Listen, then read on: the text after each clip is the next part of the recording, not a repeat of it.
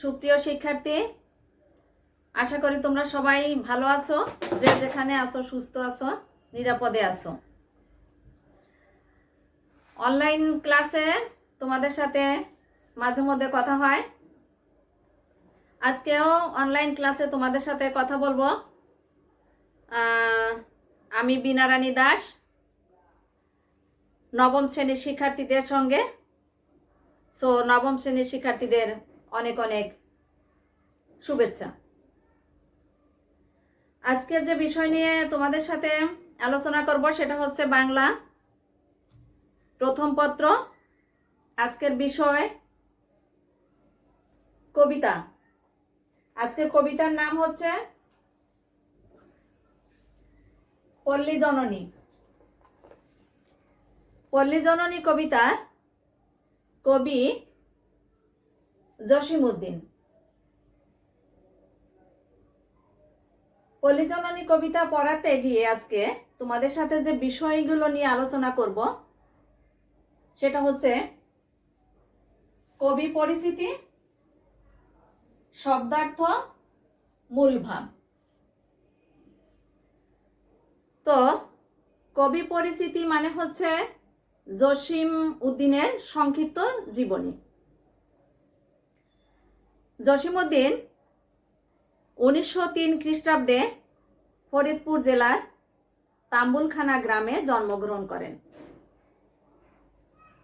আসলে জসিমউদ্দিনের কথাটা মনে পড়লে প্রথমেই আমাদের ভিতর একটা প্রশ্ন এসে যায়, সেটা হলো উনি পল্লী কবি। কিভাবে উনি পল্লী কবি হলেন? এই প্রশ্নটা প্রথমেই আমাদের মনের ভিতর রেখাপাত করে। পল্লীর মানুষের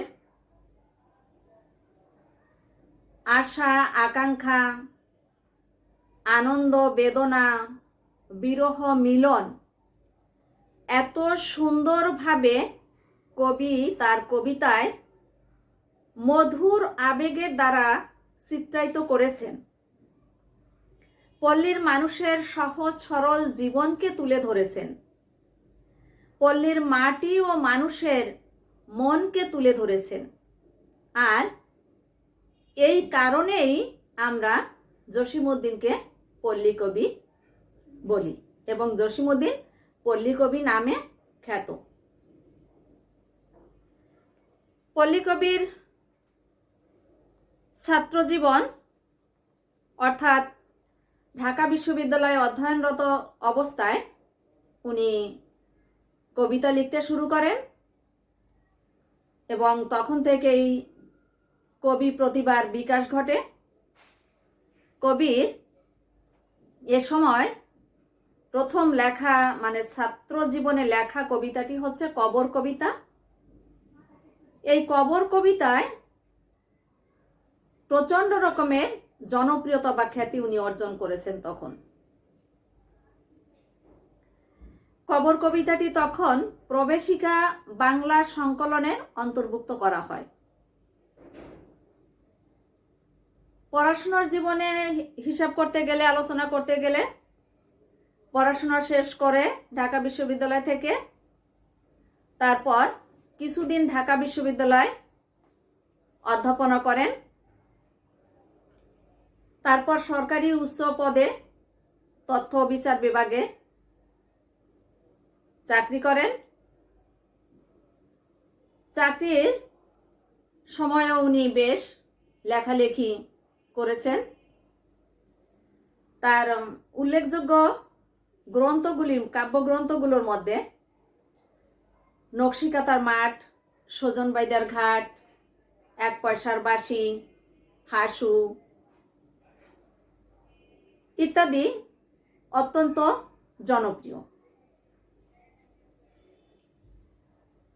নকশিকাতার মাঠ বিভিন্ন বিদেশি ভাষায় অনুদিত হয়েছে। চলে মুসাফির তার ভ্রমণ কাহিনী। বিভিন্নভাবে উনি সম্মানে ডিলিট ডিগ্রি লাভ করেন, 21 পদক লাভ করেন। 1976 সালে 14 মার্চ উনি পরলোক গমন করেন। তো শিক্ষার্থী বন্ধুরা, এই সংক্ষিপ্তভাবে আমরা জসীমউদ্দিনের সংক্ষিপ্ত জীবনী আলোচনা করলাম। এরপর আমরা চলে যাব কবিতায়, কবিতার কিছু গুরুত্বপূর্ণ শব্দার্থ এসব নিয়ে। তো কবিতাটি বেশ জনপ্রিয়। পল্লীর এক মায়ের, অভাবগ্রস্ত এবং দারিদ্র্যে নিপীড়িত এক মায়ের একমাত্র সন্তানের অসুস্থতায় সে মায়ের যে চিত্র ফুটে উঠেছে, পুত্রের আরোগ্য লাভের যে চিত্র ফুটে উঠেছে, এগুলি নিয়ে কবিতার মধ্যে আলোচনা করা হয়েছে। কবিতাটি রাত থমথম, স্তব্ধ নিঝুম, ঘন ঘোর আন্ধার, নিঃশ্বাস ফেলি তাও শোনা যায় নাই কোথা সারাকার। রুগ্ন ছেলের শিওরে বসিয়া একলা জাগিছে মাতা, করুণ চাহনি ঘুমু ঘুমু যেন ঢুলিছে চোখের পাতা। শিওরের কাছে নিবু নিবু দ্বীপ ঘুরিয়া ঘুরিয়া জলে, তারই সাথে সাথে বিরহী মায়ের একলা পরাণ দোলে। ভন ভন ভন জমাট বেঁধেছে বুনো মশকের গান, এদো ডোবা হতে বহিছে কঠোর পচান পাতার ঘ্রাণ। ছোট কুড়ে ঘর বেড়ার ফাঁকেতে আসিছে শীতের বায়ু, শিওরে বসিয়া মনে মনে মাতা গনিছে ছেলের আয়ু। ছেলে কয় মারে কত রাত আছে, কখন সকাল হবে, ভালো যে লাগে না এমনি করিয়া কেবা শুয়ে থাকে কবে। মা কয় বাচারে চুপটি করিয়া ঘুমতো একটিবার। ছেলে রেগে কয় ঘুম যে আসে না, কি করিব আমি তার। পাণ্ডুর গালে চুমু খায় মাতা, সারা গায়ে দেয় হাত, পারে যদি বুকে যত স্নেহ আছে ঢেলে দেয় তারই স্বাদ। প্রিয় শিক্ষার্থী, কবিতাটি এত সুন্দর, পল্লীর বিরহ বেদনা কবি চমৎকার ভাবে ফুটিয়ে তুলেছেন। এই কবিতাটি আমরা আলোচনা করতে গিয়ে কিছু শব্দ পাবো, সেই শব্দের অর্থগুলো আমরা একটু আজকে জেনে নিব। শব্দার্থগুলো তোমরা একটু লক্ষ্য করো, জানতে পারবে। যেমন পচান পাতার ঘ্রাণ, এখানে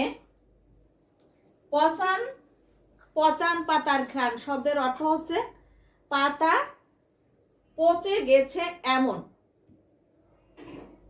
নামাজের ঘরে মোমবাতি মানে দরগায় মানে দান। মায়ের আকুতি, ছেলে ভালো হলে সে এগুলো দান করবে, ঠিক সেই শব্দের অর্থ। নামাজের ঘর মানে হচ্ছে মসজিদ। মোমবাতি মানে হচ্ছে মোমবাতি দেওয়ার প্রতিজ্ঞা করে।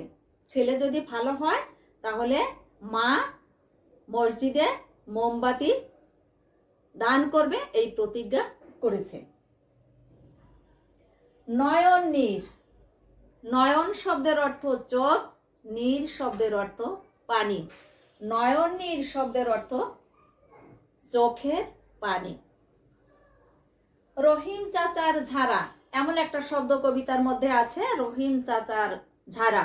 ছেলে আফসোস করে বলছে রহিম চাচার ঝাড়া হইলে সে ভালো হতে পারে। সেই রহিম চাচার ঝাড়া হচ্ছে গ্রামে আমাদের দেশে প্রচলিত এক প্রকারের চিকিৎসা পদ্ধতি আছে, ঝাড় ফুঁক দেওয়া, পানি পড়া দেওয়া। এই প্রচলিত চিকিৎসা পদ্ধতিকে কবি তার কবিতার মধ্যে ব্যবহার করেছেন। পানি পড়া বা ঝাড় ফুঁকের চিকিৎসা পদ্ধতি, যা দ্বারা রহিম চাচা রুগ্ন ছেলেটিকে ভালো করে তুলতে পারে। আরঙের দিনে, আরঙের দিনে কথাটা কবিতার মধ্যে কবি উল্লেখ করেছেন। আরঙের দিনে পয়সা ছিল না, তাই তাকে ছেলেকে মা দিতে পারেনি, এমন একটা কথা কবিতার মধ্যে আছে। সেই আরং শব্দের অর্থ হচ্ছে হাট, বাজার বা মেলা। আরঙের দিনে এই শব্দের অর্থ হচ্ছে হাটের দিনে বা বাজারের দিনে বা মেলার দিনে। তো শিক্ষার্থী বন্ধুরা, এই ছিল আমাদের কতগুলো শব্দ, তার অর্থ আমরা জেনে নিলাম। কারণ শব্দের অর্থ জানা থাকলে আমাদের কবিতাটি বুঝতে, আবৃত্তি করতে অনেক সুন্দর এবং সহজ হবে। তাই এখন কবিতাটির মূল ভাব আমরা একটু জেনে নিব। মূল ভাবটা অত্যন্ত হৃদয় বিদারক। এই কবিতাটি অর্থাৎ পল্লী জননী কবিতাটি কবি জসীমউদ্দীনের রাখালি কাব্যগ্রন্থ থেকে সংকলন করা হয়েছে। এই কবিতার মধ্যে কবি কি কি উল্লেখ করেছেন সেই বিষয়গুলি মূলভাবে সন্নিবেশিত আছে। সেই বিষয়গুলি নিয়ে আজকে আমরা একটু আলোচনা করব। রুগ্ন পুত্রের শিয়রে বসে রাত জাগা এক মায়ের মনোকষ্ট। কবিতার মধ্যে কি আছে? একটা রুগ্ন ছেলে, একমাত্র মায়ের একমাত্র ছেলে, সেই ছেলে অসুস্থ, তার পাশে বসে মায়ের যে মনোকষ্ট, সেই মনোকষ্ট বা মায়ের যে বিলাপ, সেটি কবি সুন্দরভাবে কবিতার মধ্যে তুলে ধরেছেন।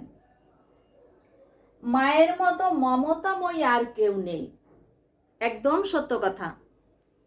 এ জগতে মায়ের মতো আপন কেহ নেই। তো মা ছেলের জন্য, রুগ্ন ছেলের জন্য সারা রাত যেভাবে ছেলের শিয়রে বসে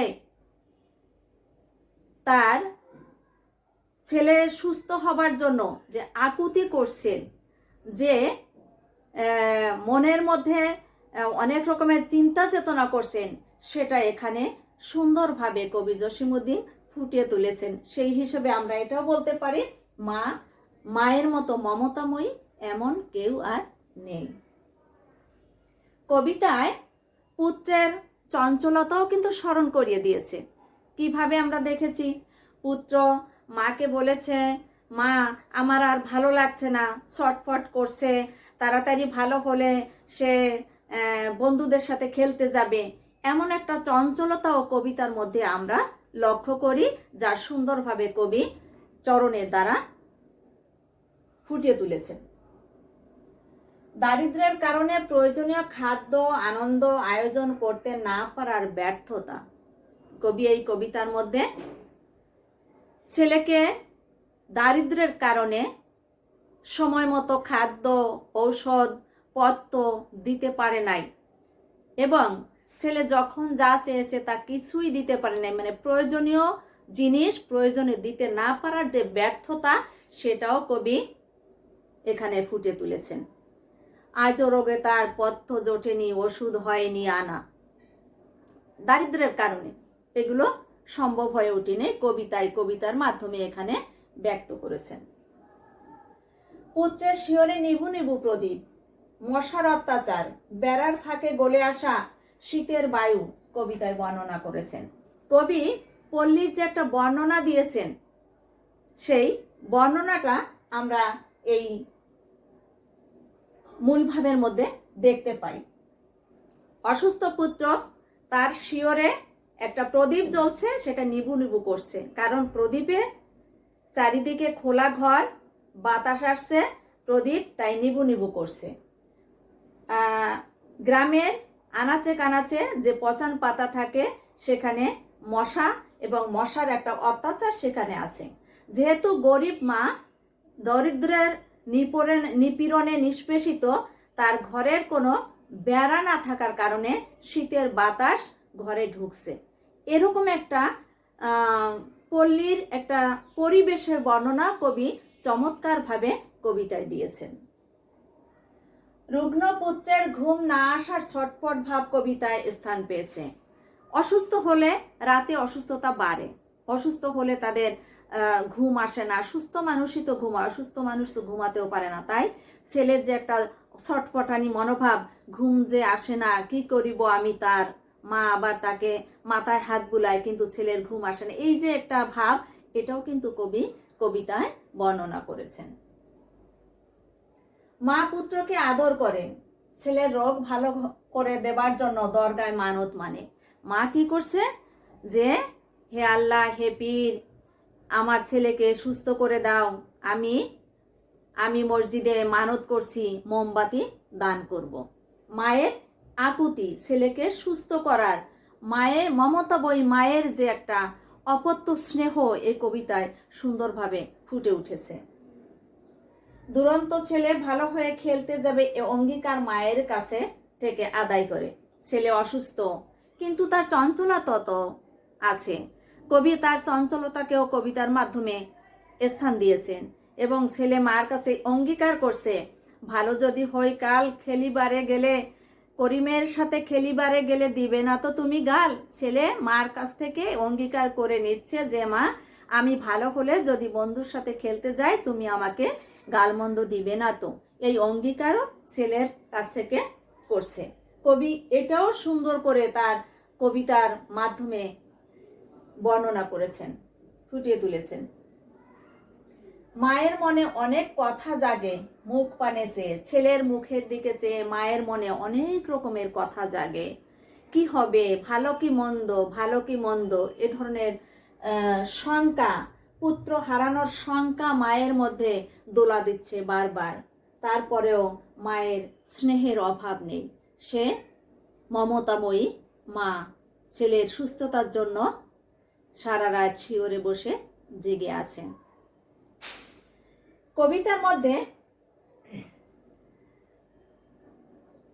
মধ্যে অপত্য স্নেহের অনিবার্য কারণ এই কবিতার মূল সুর।